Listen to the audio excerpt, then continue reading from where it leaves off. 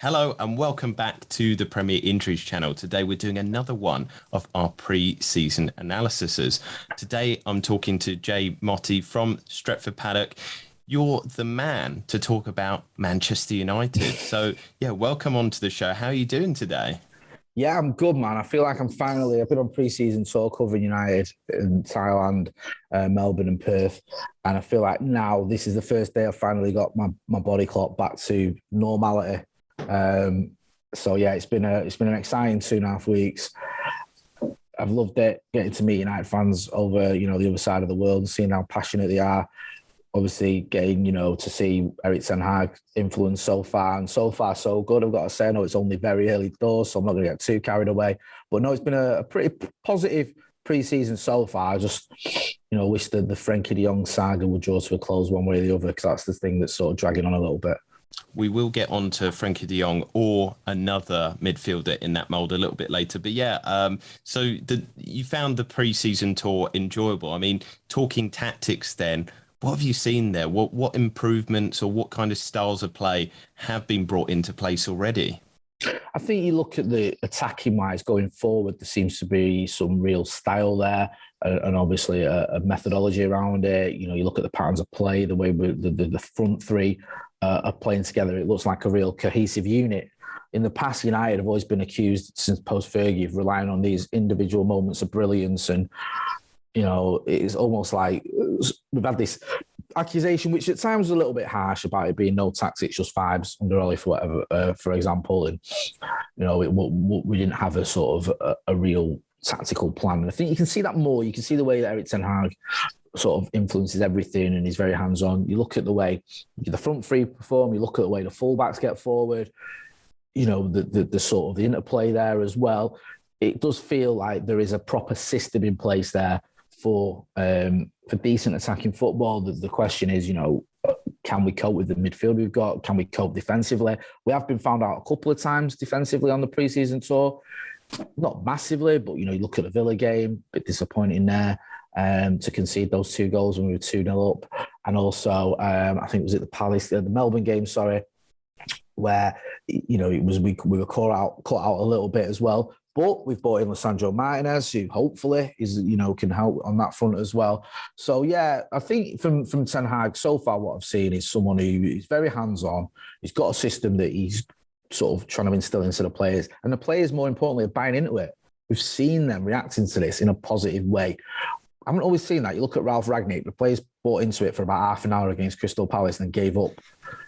And after that half hour, I was like, this is great, gegenpress and all this stuff. And then it went out the window and they stopped doing it. And then the season was just pretty much a complete disaster. This time around, we've seen, I know it's obviously different because Erik ten Hag's here more long term, but you can see what he's trying to do. You can see what he's getting out of the players, see the system he's implementing, and it's working so far. I know the big test doesn't come against Melbourne victory or even Liverpool, basically a mixed Liverpool team. It comes on that opening day against Brighton. Then we'll find out whether these players are fully able, so far anyway, to do what Erik ten Hag wants them to do. But yeah, it's been a decent pre-season, and hopefully, fingers crossed, we can take that into the Premier League season. So let's talk about formationally then. What have you seen so far? Is it the 4-2-1-3 that we've kind of seen at Ajax? I mean, is it a double pivot, or does one of the kind of DMs go into an 8 position as well? I think you see more of that, the one of the DMs going into a bit of an 8 position. You can, it's sort of how, when you've got the ball, when you haven't got the ball, how we set up. You do see midfielders dropping back deep, so you do almost have that double pivot, if you want to call it that. But then when you're going forward, you see the likes of Fred, who isn't a defensive midfielder, he is an 8. So you've seen him getting a lot further forward a lot more. We saw him with the goal against Liverpool, for example. That's the sort of thing he can do. We saw it last season. I thought Fred was one of our better players last season. We've seen it as well with Donny van de Beek was a bit quiet when he had his chance. I think it was in the Villa game. But he's a player as well who, he's not a 6. And I don't think any of our players are 6s, if being honest with you. I don't think McTominay is a 6. I don't think Fred's a 6. I don't think Donny van de Beek's a 6. Bruno Fernandes certainly isn't a 6. So you've got all these players who are either 8s or 10s, and you're trying to fit a system or get the best out of them. And I think that their sort of natural inclination is to try and get forward. what we've seen in the past is you've had this McFred axis. You've had these double pivot with Fred and McTominay. Again, neither of them are defensive midfielders, but they've been asked to do that job. One of them will go forward or they'll both drop deep or however it works. With mixed results, if we're being brutally honest.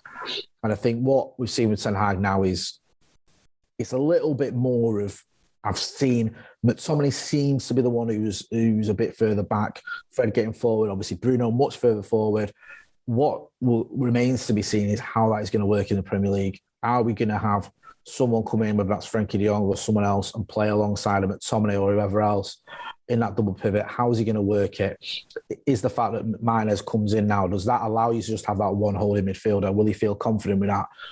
Does he feel like he doesn't need that extra protection? There's still a lot of questions to be answered under Erik Ten Hag, and I think that a lot of those will be answered by who we buy in this remaining transfer window. If we don't bring in a midfielder, then because we haven't got an out-and-out there, maybe he'll feel like you have to play two there. If we do, if he feels confident that Frenkie de Jong, and I know Frenkie de Jong isn't the type who's going to go and sort of smash into people and tackle everyone and get on the ball, but he can dictate the play from deep. If he can get him in, can he do that role on his own, or does he need someone alongside him? It's something I don't know the answer to, but I'd be curious to see how he finds out, because that is a massive question he's got to answer. Continuing with the focus on the back line, are you a bit worried about De Gea's ball playing skills, or have you seen improvements already in the preseason? Because this is something that historically people have highlighted. De Gea, fantastic shot stopper, but not that ability to play at the back, which is necessary to the Ten Hag style. Yeah, it is a little bit of a concern. I think my main concern with David De Gea isn't necessarily his ball playing out the back. I think it's more his command of his area. Shot stopping, we know what he's capable of. Commanding his area, he's still, and it amazes me, a player who's been at the top level for 12 years now, you know, both at Atletico Madrid and at Manchester United. He still feels a little nervous at times when he's coming out of his area. He seems to be almost indecisive, whether he's coming for balls, whether he's staying on his line. He doesn't command his area that well. It's always been a little bit of a fault of his, and it's something he's never really grown out of. He's had better seasons where it's not been as much of an issue, and he's had seasons where it's come to the fore. I feel like now at 31, I think he is, are you going to be able to change him that much? Is he sort of the way he is? I don't know. I think that it's something that, again, Erik Ten Hag's got to work out, because he sort of set out his stall early doors, Erik Ten Hag. Under Ole Gunnar Solskjaer, I felt like Dean Henderson was becoming the preferred number one. I felt like Ollie was sort of moulding him into the goalkeeper who's going to start. And we saw it just before the end of the 2020-21 season, I think, where Dean Henderson became the first choice in the Premier League, David De Gea in Europe, which for me, if you start in the Premier League, your first choice. Dean Henderson got COVID, never recovered in terms of getting back into the team. Started last season, David De Gea comes in, plays quite well, keeps his spot. Dean Henderson doesn't really convince when he's given him an opportunity. I think Ralph Rangnick brought him in for the Middlesbrough game in the FA Cup. We get knocked out on penalties, not necessarily Dean Henderson's fault, but there's nothing there where you go, well, he's had a stormer, getting back in the team. Right, Erik Ten Hag comes in and straight away he's like, right, Dean Henderson can go on loan to Nottingham Forest. David De Gea is my goalkeeper. That's great, because you're answering a question in terms of you're being very decisive, and I think you do need a bit of that. But you cannot ignore the fact that there are these question marks around the goalkeeper and certain aspects of his game. They're not just going to go away because you've said he's starting every game. And we saw it in the Villa game. I mean, David De Gea, for the goal, the final goal, he's in no man. He looks like he ducks when the ball comes over. And just before that, Villa had another chance where it was a similar thing. He was like, he sort of came and then stopped. He needs to work on that. And again, I don't know if he can. I don't know, maybe you've got to work on the defence and go, listen, this guy isn't that type of goalkeeper, so you've got to protect him, or how are you going to do that? In terms of distribution, it's never been his strong point. I actually think you can get away with it a little bit, distribution-wise.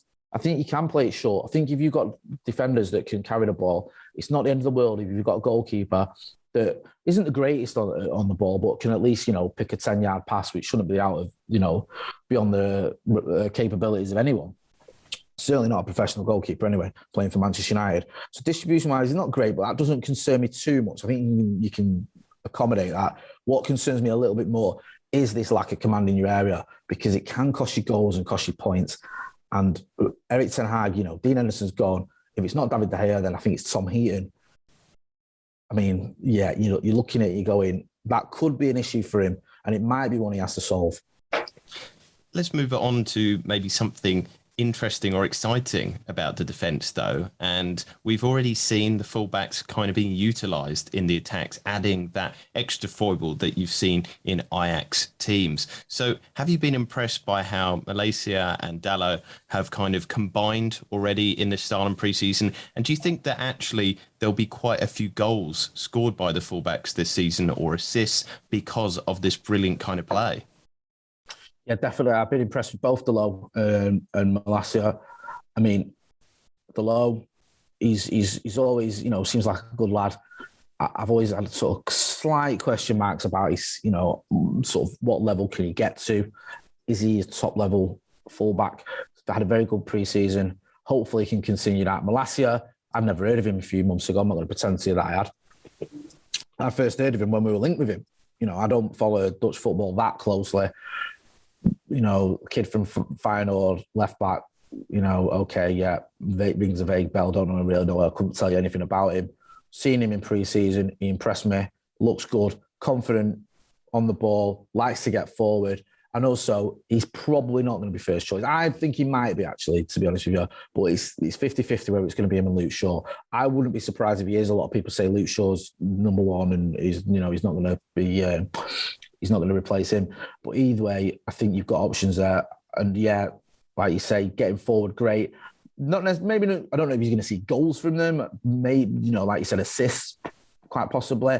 That is going to be an important part of the way United play. If pre-season is telling us anything, and what we know from Erik ten Hag, he likes his fullbacks to get forward. He likes them involved in the attack. And if that is the case, then in Dalot and Shaw or Malaysia, you've got players that are capable of that. And hopefully they can continue that into the season. Is Dalot nailed for the moment until you sign somebody else at that right back slot? I think so. I think Aaron Wan-Bissaka, the noises we're hearing from reporters and stuff who you can trust, are that basically Erik ten Hag doesn't quite fancy Aaron Wan-Bissaka. Now, things can change. Players can convince a manager by their performances, by the way they are in training. I just think with Aaron Wan-Bissaka, there's always been a few question marks about him going forward. Like most players, he had a poor season last season. I don't think any fullback last season for United covered themselves in glory, including Dalot. I thought they were all pretty collectively bad. You probably argue Dalot was slightly better than Wan-Bissaka. So maybe he's giving himself a bit of an advantage. And he has a bit of a reputation, Dalot, of being better going forward. I don't know the stats always hold that up. I think actually they're quite similar in terms of assists and chances created and stuff like that. But certainly Dalot seems to look a little bit better going forward than Wan-Bissaka does. And it looks like Ten Hag does fancy Dalot, but it's early doors, it's pre-season. You can have a bad 45 minutes on that opening day against Brighton, and everything can change. It can. We've seen it before when I remember Louis van Gaal, Tyler Blackett had a storm in pre-season, and you're thinking, okay, 3 at the back, Tyler Blackett, he's in the team, great stuff. Going into the season, opening day against Swansea, we get beat, and all of a sudden everything's changing, and you're looking at it and going, okay, maybe we need to go back to 4 at the back. So we'll have to wait and see what happens. And I don't want to keep repeating myself, but I think that Brighton game is going to give you a much better indication than anything pre-season has so far. Yeah, I mean, that's the reality of the situation. Pre-season doesn't have that competitive edge, whereas Brighton game, you're competing for 3 points, you're in the Premier League, it is a proper game. I want to turn our attention to something that may improve this season, and it's set pieces. So last season, United team were pretty poor with set pieces goals. You had the 3rd worst record through the season, even though you had a new set piece coach. Although defensively, you're quite good with only 6 conceded, which was the joint 4th best. Ajax last season had the most headed goals in the Eredivisie. Obviously, you kind of have to factor in that they're a very dominant team in that league. But have you seen improvements around this? And do you think that Christian Eriksen could be the key to unlocking your set piece ability? I mean, this summer I haven't really seen much of an improvement on that, if I'm being honest. I mean, we conceded from a set piece against Villa, so it'd be a bit sort of silly to say and go, yeah, we've made massive inroads there. Christian Eriksen impressed me at Brentford. I thought, his set-piece delivery was fantastic. James Garner, who's been back in with the squad, I don't know what's going to happen with him. He had a very good season with Forest. His set-piece delivery was second to none. So there are other options available to Erik ten Hag that weren't available to Ralph Rangnick or Ole Gunnar Solskjaer. You're right to bring it up, though. I think in Eric Ramsey's defence, the set-piece coach, because this was covered quite a lot and people, used it as a bit of a stick to beat him with the facts that we weren't scoring set pieces and he'd been brought in as a set piece coach. But I think The Athletic did a piece on it and other publications may have done so as well, saying that Eric Ramsey's role wasn't just set pieces. It covered a whole range of things. So it was a little bit unfair to go, he's a set piece coach, he's responsible for this. He was doing sort of training drills and all sorts of other things as well. And set pieces was just a small part of what he did, from what I read. So I don't think we can put too much blame on him. And also, like you said, the fourth best defensively, because it wasn't just about scoring goals from set pieces, it was defending him. We improved there. But we have got to get more goals from set pieces. You look at it and you think you've got players like Cristiano Ronaldo, who's one of the best headers of the ball in the world. You've got Harry Maguire, who gets his head on so many crosses and corners. So can something be worked there? Can we start working these set pieces better? Can we start testing the goalkeeper a bit more than we do? That's one of my gripes, is that, we have so many corners and set pieces where one of our players gets on the end of something and nothing comes of it. It is a little bit frustrating. I don't think, though, you can put that all on a set piece coach. I think the players have to take a little bit of responsibility themselves, and it will help, like you said, having someone like Christian Eriksen in who can deliver pinpoint accurate balls when needed. Yeah, as a neutral, I'm very excited to see what Eriksen does for you. But I'm also excited to see if Bruno is back this season, because Fernandes still had fantastic data last season. He created the second most chances in the Premier League last season, fifth for big chances created, and fourth overall for expected assists. Obviously, the season before, incredible numbers, 18 goals, 14 assists. Last season, 10 goals, 7 assists. StatsBomb said that Fernandes had very little drop-off in creative output, but his shooting output was, largely the same. It was the penalty goals that were missing. But in terms of maybe the assists going down by almost half, do you think it was his teammates that held him back, and maybe Ten Hag can see him unlocked as well? Yeah, definitely. I mean, you mentioned there, second most chances created in the Premier League last season. I think it was only Alexander-Arnold, was it, who was above him? How many goals were United scoring? If you're creating chances, I know there's different levels of quality of the chances, but if you're creating chances at levels than the consistency that Bruno was, and they're not getting converted, you can't keep blaming him. He can only do what he's asked to do and keep, setting up his teammates or trying to set up his teammates. Obviously, Ronaldo coming in and taking penalties away from him eventually anyway has a bit of an effect. Don't get me wrong, Bruno still, I think it went between Ronaldo and Bruno. He went back and forth. Bruno obviously missed a couple. He missed the one, I think, against Villa, and the one at Arsenal as well. Costly misses. So, you can't blame that on anyone other than Bruno Fernandes. But I think Bruno is a bit of a victim of his own success. His output since he arrived at United has been ridiculously good. His numbers are unreal. I think no one, and myself included, could have looked at that and thought, when Bruno Fernandes comes in, he's going to get this many goals, this many assists, create this many chances. He's just, he's broken records in a team that has struggled a lot of the time. He took us, we were 6 points off top four when he arrived. We just lost 2-0 to Burnley at Old Trafford.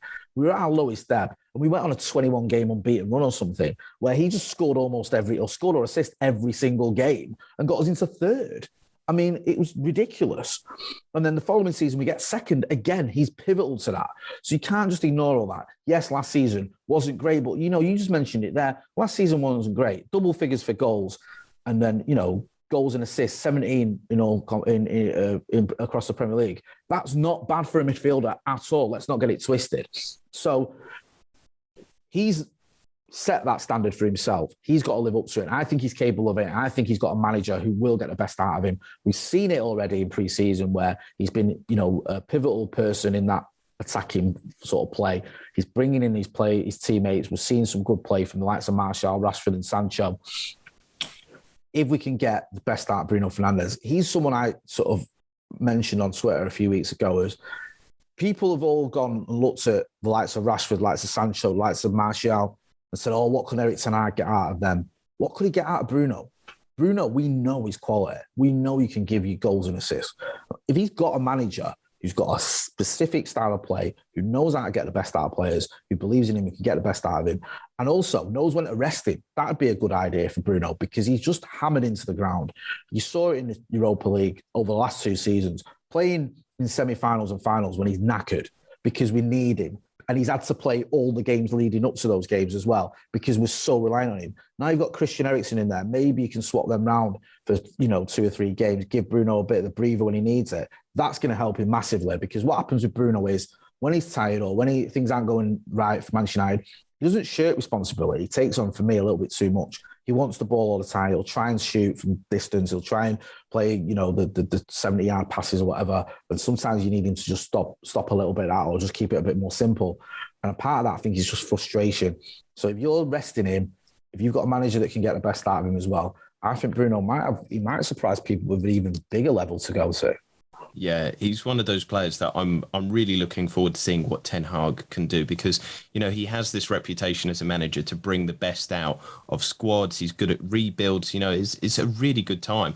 In terms of the attack, though, as you said, and as I said, with the data, Fernandes was laying on a lot of good opportunities. Your attack had about the 6th best data, 5th highest for number of chances created, 5th highest for big chances created as well. But you underperformed by 10 goals on the expected goals metric. How did this happen when you've got one of the best finishers in the world, Ronaldo, in your side? It's a good question. I think at times it was like we didn't know how to place his strengths. I think at times as well, you had his teammates falling off a cliff form-wise. Marcus Rashford, worst ever season, performance and numbers-wise. Just, started off okay when he came back from his back surgery. And I like Marcus Rashford's probably my favourite player, but I'll be honest with you, I'll call it as I see it. He was pretty anonymous for about 4 months. Andy Langer came in, did well at first. Some good goals. I was in Madrid when he scored that equaliser, probably the highlight of the season almost. But again, I think he went, was it 13 games towards the end of the season without a goal? I mean, Jadon Sancho, another one. Again, a player who was tearing up at Dortmund, brought him 73 million quid, which isn't, chump change, let's have it right. Some good performances, goal at the Etihad, goal against Leeds, I think. But I think he finished on similar numbers to Marcus, around 4 goals and a few assists, which isn't great. You had so many players that just didn't perform at all, especially towards the last sort of 3 or 4 months, that Ronaldo was almost sort of doing it on his own a lot of the time. You look at the Norwich game and the Spurs game, I know he got hat-tricks in those games, so it's easy to look at them. But those are good examples of a player who's just finishing, what he's given, whilst his teammates a lot of the time were found wanting. And that was part of the problem. The problem wasn't necessarily Ronaldo taking his chances. I think it was those around him just not being at the races at all. And you could argue that is the nature of having Ronaldo in your team. It's all about him. He takes, all the sort of focal point of the team, and the chances are coming to him and all that sort of stuff. But you cannot ignore the performances that we saw from some of those attackers. They just weren't good enough. They weren't. And I think that players that I've heard in interviews have spoken about that. They've been honest. They've said, listen, we weren't good enough last season. You look at the Brighton game, the Leicester game, the Watford games. Do you know what I mean? The Liverpool games, the City games, they were terrible. That's not acceptable at all. And I think the players know that. And I think that's part of the problem. It's not just Cristiano Ronaldo. I think his numbers were decent, 20-odd goals in all competitions. I think, was he 4th or 5th top scorer in the Premier League, whatever. That's not terrible for a team that finished 6th. His teammates, though, some of them, attacking-wise, were popping in with 4 Premier League goals for the entire season. And come on, man, that's just not good enough for Manchester United Football Club at all. I want to actually talk about Rashford then specifically, because I agree, like last season wasn't one of his best. But the issue, he's been nursing an injury for a long time, or he was. He had that shoulder injury. He then had to have the surgery over the summer. But the fact that he went to the England camp, He didn't play at all in the Euros, and then he had to have that shoulder injury late. Meant he missed a lot of the preseason. He lost that fitness. He lost that ability to kind of integrate with the squad. Do you think that maybe this time around, Marcus Rashford, he's not nursing an injury like 2 seasons ago. He's not late to preseason like he was 1 season ago. He's actually coming in fully fit, and he is working with a brilliant manager. Yeah, I think the thing with Marcus Rashford is, you know, you mentioned those factors. He's played a lot through injury. We know he played against Wolves, I think, in the FA Cup when he had a broken vertebrae or something. It was ridiculous. I remember him hobbling around the pitch against Liverpool at Old Trafford because we made all 3 subs and he was injured, but he carried on playing. He's had this thing of playing through injury. He should have had a surgery a while ago. He didn't. He then has surgery. Like you say, he doesn't have a pre-season. He comes off the back of the Euros where he's getting a lot of grief for missing a penalty. He's had all this sort of pressure, if you want to call it that, from what he's achieved off the field and people looking at him and sort of being under that microscope in a way that practically no other footballer was on the planet at the time. Almost no one. You know, Marcus Rashford wasn't just being spoken about in footballing circles. He's been spoken about on the front page of national newspapers for what he was, you know, helping to achieve with his campaign for free school dinners and stuff like that. You know, American magazines who don't usually take an interest in soccer all of a sudden have him on the front cover of their magazines. And then when you have a disappointment in the Euros like he does, and it's sort of people are trying, you know, waiting to knock you down, he had that backlash. Ole Gunnar Solskjaer was a manager that seems to have a good relationship with Marcus Rashford. Always noticed them two talking to each other on the sideline. If there was any instructions, Marcus would often be the one to relay them to people. He gets sacked. You don't know how that affects him. A new manager, Ralph Rangnick, comes in. And listen, I always think if you put on a United shirt, you should perform, no matter who your manager is. But Ralph Rangnick lost that dressing room straight away. He also started preferring Elanga. You could argue that was justified because Marcus Rashford wasn't performing to the levels he was. But there was a stage last season where Cavani was injured, Ronaldo was injured, and Pogba was starting over Marcus Rashford. That's got to be a massive kick in the teeth. All those factors, including the ones you mentioned, I think play into the reasons Marcus Rashford didn't have a good season. This season, there is no excuses almost. You've got a manager who's shown confidence in you. I was at the press conference in Melbourne where Marcus Rashford was with Erik ten Hag for that press conference. And Erik ten Hag said, you know, Marcus Rashford is a good example to the other lads in the academy of you know, what you can do. So he's got a manager who believes in him. He's had a full pre-season. He's had a positive pre-season. He scored a few goals, which helps him. I was buzzing when he got that goal in Melbourne, I think it was, because I felt like he needed it. I felt like he just needed that goal. He not scored for ages. Get a goal. Even though it's a friendly, just get a goal. Get back in the plus column. He did that. He's linking up well with his teammates. And I think it's all there for Marcus Rashford. Physically, he looks fantastic. He's bulked up a little bit. He's still rapid. We can see that. So it's not become at the expense of any pace. It certainly doesn't seem like that. So just hope now we manage him right. He gets his confidence back, which seemed to have deserted him a little bit last season. Because I think Marcus Rashford, on his day, can be one of the best attackers in the world. And I think he could, again, like Bruno, he could really hit some silly numbers this season if, you know, the factors go his way. Yeah, and I want to bring it on then to generally the injury situation at Manchester United, because it wasn't a good season for it. You had 41 total time loss absences, but in terms of injuries per 1K minutes, you're actually fourth worst with 9.3. Only the likes of Everton, Leeds and Watford were worse. How much do you think that played into that, you know, poor season? And are you kind of hopeful that it's going to be a bit better managed this time around? Yeah, I do think there was an element last season as well of, I'll be brutally honest, players almost down in tools a little bit. Players just saying, you know what, look at Cavani. Cavani trains ahead of the derby, trains all week. Day of the derby, I'm not fit. No, was he not fit? Did he just not fancy it? Were players just managing their injuries differently because they didn't want to risk themselves for the countries? I don't like being cynical around players, but you do feel like there was a little bit of that going on with certain players as well. Also, there was mismanagement there. I think players being rushed back. We didn't handle Raphael Varane well at all. He'd pick up an injury, he'd be thrown back in. We've already seen that this pre-season where I think Erik ten Hag spoke about managing Raphael Varane better rather than rushing him back as soon as he's fit. giving him a bit of a breather, letting him get fully fit before you throw him back into the team. Because this is a guy that never played in the Premier League before. And he's picked up an injury. And then as soon as he's declared fit, he's starting again. And he picks up another one. And you've just got to manage these players better. And I think that does play into it. I do think we've had a little bit of an issue surrounding injuries over the last few years. Paul Pogba missed around a quarter of his games. Marcus Rashford, we didn't manage his injuries very well. We were playing him through injury and then he missed certain games, or he'd start games half fit and end up being brought off. We've had too many players who've just been almost running to the ground at times. We have got to manage them better. Hopefully, we have this whole approach from Erik ten Hag. He seems to be across everything, including injuries. And I think that's something that could benefit Manchester United, because if we can keep certain key players fit, if we can keep the likes of, if Ronaldo stays, keep him fit, Bruno fit, Varane fit, then, you've got a spiny team there that's going to be integral to any success you may have. Interesting to talk about injuries as well, because one of the worst kind of hit in recent seasons has been Anthony Martial.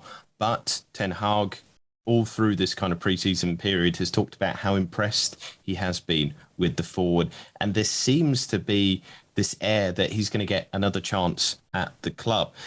Interesting as well that you're talking about Ronaldo as well. How do you see them both playing? Is Martial going to be the starter at the moment? Because obviously Ronaldo has slightly burnt his bridges at the moment and he's got to prove himself, whereas Martial has done that. Yeah, it's the $64,000 question. I mean, logic would say Cristiano Ronaldo starts. Cristiano, if he's fit and available, he starts. I know Martial's had a good pre-season, but Cristiano Ronaldo's had a good career every single season since 2005 or 6 or whatever. Martial's had 2 seasons where he's not really performed. Is that enough? Or does Erik ten Hag look at it and go, the way I want to play, Martial fits that style better? It's a difficult one. I personally think that we may see Martial come in as rotation, that Ronaldo starts most of the games and maybe Martial starts the Cup, the League, the Europa League, and some of the league games. But we'll have to wait and see. It's something that Erik ten Hag, I keep saying he's got to answer these questions, but he has. You're coming into a team that finished 6th. You're coming into a team that's got a lot of issues you've got to address, and you're the managers, and the reason you're the managers is because you're going to address these issues, and that is one of them. Going into this pre-season, you would have just said, Ronaldo starts, end of discussion. But Anthony Martial's had, whatever it is, 3 or 4 great games. Ronaldo, from what we hear, he doesn't want to be here. The only reason he's still here is because no one's come in for him. So it's going to be difficult, but I would probably expect Ronaldo to start. I just would. I think that is the most likely scenario. And that could be difficult because Anthony Martial doesn't like it when he's not number one. He struggles. He's not the kind of player who relishes the challenge of having someone vying for his position. We've seen it over the last few years. He's been playing brilliantly. Someone comes in, whether that's Alexis Sanchez, whether that's Romelu Lukaku, whether that's Edinson Cavani or whoever, and it knocks him off. It does. When Cavani started getting picked ahead of him, Anthony Martial's form fell off a cliff. It did. He just looked like he just didn't want to be here. So it is going to be another difficult one for Erik ten Hag to sort out. But this is the nature of the beast. You're coming into Manchester United and you've got to solve these issues. Do you think as well that Ten Hag's kind of he's really interested in having team rules and the players playing by them? We've already heard that he dropped one player because they were late twice to training. Do you think that he would rather send a strong message, maybe not play Ronaldo in the first game of the season, maybe the first couple, just to kind of say, look, you either have to be on board with me 100% or you're not going to get that game time? Do you think that could be factored in as well? It could be. It could be. You've just got to be careful if you start doing that. If you start treating Ronaldo as a way to show an example to others, I think that could cause you more problems than it solves. I think he's had these rules that have come in, and what sort of surprised me is the reaction to these rules. These rules aren't anything new. A manager disciplining players and saying if you're late for training, you are dropped. It's been going on for about 100 years, and all of a sudden, people are making headlines out of it. Yeah. Players get fined for not wearing a tie to staff meetings. It can happen. In other clubs, these sort of rules and discipline and structure Every club has them. I think the difference with Manchester United is that United's rules and discipline had seemed to have gone out the window with Ralph Rangnick. Eric Ten Hag's come in and he's just given a list that is pretty bog standard. It's nothing spectacular. And I'm seeing people on talkSPORT, whatever, acting like he's coming here and said, if you've not got, if you're not clean shaven, you find 10 weeks' wages or whatever. It's not like, it's like people are treating it like these are just the most bizarre, draconian rules that anyone's ever created. And they're not. They're pretty basic. And I don't really get why. It's about, I'm not having to dig at you, it's a valid question. Yeah. But I just feel like this has just been blown completely out of proportion here, where pretty basic, obvious stuff at a club like Manchester United, if you're not on time, you ain't playing. If you keep being late, you're going to get fined. If you don't do the things that you're asked to do as a professional footballer for one of the biggest clubs in the world, you will suffer consequences. That isn't anything that's amazing to me. That is pretty standard, and it's what I'd expect. And now, we're seeing people going, oh, he's a strict disciplinarian, Ten Hag. I mean, that may be the case, but I don't think these rules make him that way. I don't think you can go, well, that proves he is. I think these rules are what you'd probably expect. And I think the fact that it's been sort of plastered over newspapers and spoke about in radio shows is a little bit bizarre. And I think that's the United effect of, let's talk about Manchester United. Let's have a debate about what's going on. We don't know a lot, or there's no real drama at the minute. Let's create some, to me, it's rudimentary stuff. Every football club has the rules. I think Aston Villa's were posted online not long ago. Fines for being late for the dinners, for, not having your kit or whatever. If you were missing bits of kit, you get a fine. I mean, every club has it.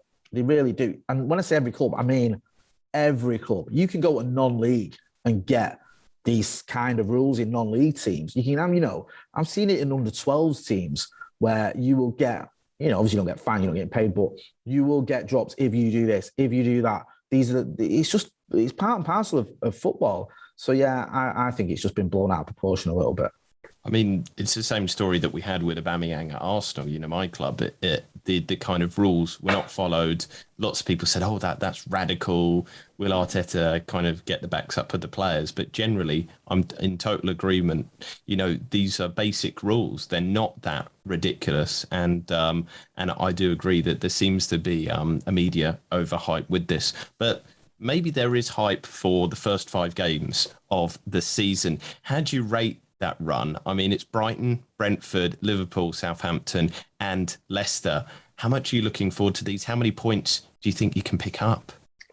It's very difficult. I remember under Louis van Gaal looking at the fixtures and thinking we could win the first 7. I think we lost 4 of them. So I'm not going to sort of sit here and go, we can. I think the Liverpool game's a difficult one, obviously. What worries me about that is you just don't want it to be a big loss or a loss where people are going, wow, nothing has changed. And I know that sounds very negative, but we have to be honest about the performances we've put in against Liverpool.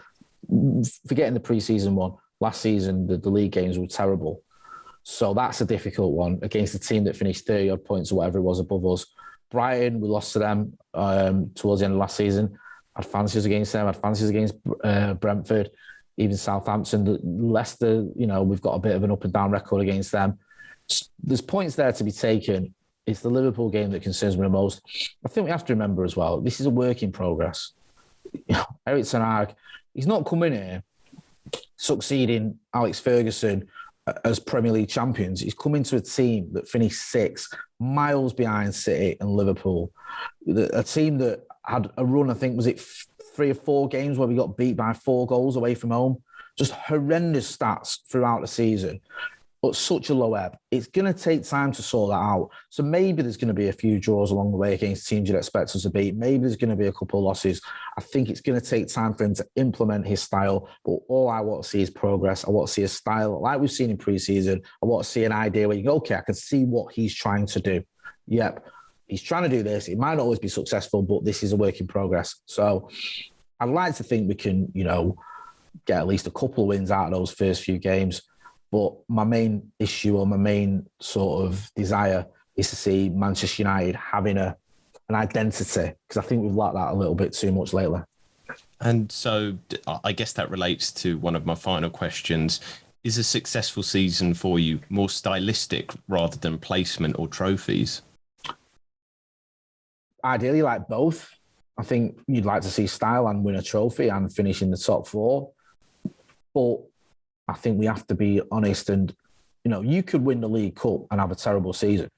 You could win the League Cup and finish 14th. And have you got anywhere? Okay, you've got a trophy, and the stats will say, Manchester United won the League Cup in 2023.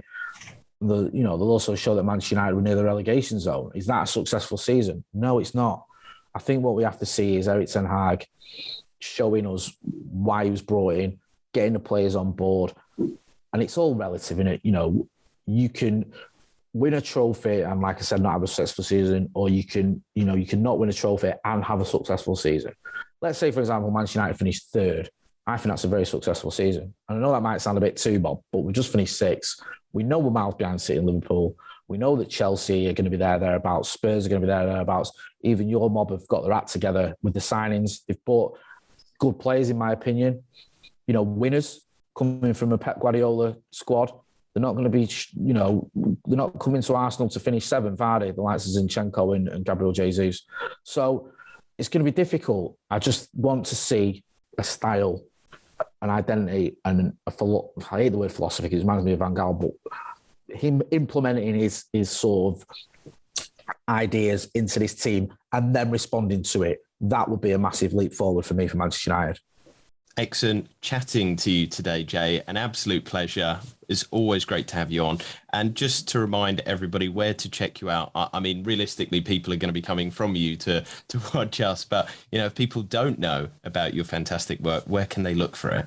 Well, you can find me on Stretford Paddock. We cover Manchester United, of course. We've been covering all the pre-season. We'll continue to do that. I'll be in Norway in 2 days' time, so I'll be covering the game against Atletico there. And we'll also have someone covering the game against Rayo Valenciano here at Old Trafford as well. So, yeah, going into the season, we're doing the watch-alongs, the previews, the reviews, the interviews, all that stuff. It's an exciting time at the minute. As we've discussed, new manager, new signings, a lot of, questions to be answered. So, yeah, come and check us out. And, a big fan of what you guys do. And anyone who is watching from the Paddock side of things, make sure you're subscribing to Jay's channel as well, because, it's very analytical like that and very balanced. Not like Stretford Paddock, where we're very biased, to be honest with you. We don't pretend to be balanced. We're just United fans who pretty much slag off every other club. No, but I mean, there is a place for that, and we like the rivalries. But obviously, as Premier injuries, with Ben and I, the work that we do, we have to approach it as neutral as possible, even though I'm an Arsenal fan and he's a Newcastle fan as well. But as I said, a pleasure to chat to you, and we will hopefully see you again on here very soon. Anytime, yeah, happy to come back on. I loved it.